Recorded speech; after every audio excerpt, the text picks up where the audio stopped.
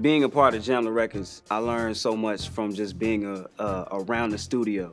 Like when you're in the booth and you're recording with Crisis, Crisis has a method which is kind of teetering on madness as well. So he's like the mad scientist out of everybody. There's things that I'll do where I'll try to clean up, but he'll be like, no, no, no, it's good. Like he'll hear things and what you may think is a mistake, he'll find a way to make it work because they're going for a feeling. Not necessarily perfection, it's more so like a feeling. And if you really capture that feeling, then there's no need to try to perfect it. When I learned that eased up a lot of recording because originally when I came in, a lot of my homies would record, we were trying to be perfectionists. We were like, all right, we gotta enunciate every word, make sure people hear everything clear, we have to make sure we get everything right. There's more of a loose approach down there. And then they also like a swing to it. That's another thing that they do, which was odd to me at first. They would slide the vocals back slightly. They call it a nudge.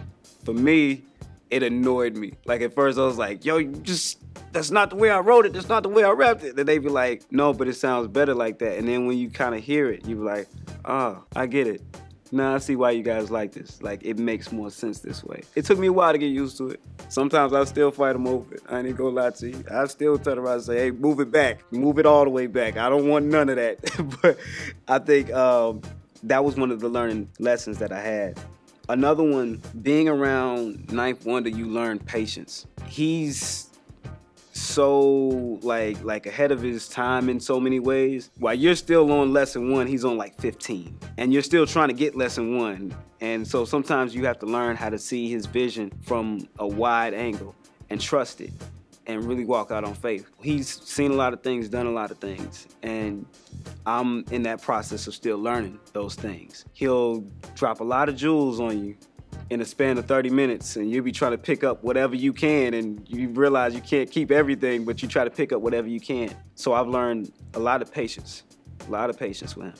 They wrote me a note first and said, man, I want to propose to my girl doing this song and she performed the light. But when my bunk was 2 bunks down from Yams and at the top, he was at the bottom. Next thing you know, you just hear, and he like, what the fuck? Oh, I'm complete, I'm tight right now. The strip club culture of Detroit, period, and the slum village influenced a lot of records. So man, follow your first mind sometime. Don't force the turn up sometimes. Because the turn up could probably possibly be your last turn up in certain cities like Chicago.